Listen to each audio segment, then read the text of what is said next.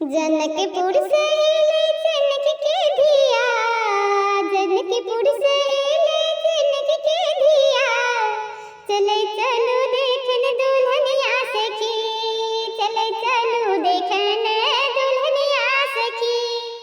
जो दुल्हनिया है ते पंडित के बेटी, जो दुल्हनिया है ते पंडित के बेटी, खोइचा माल नहते, खोइचा माल नहते, पतरा पोथी, खोइचा माल नहते, पतरा पोथी।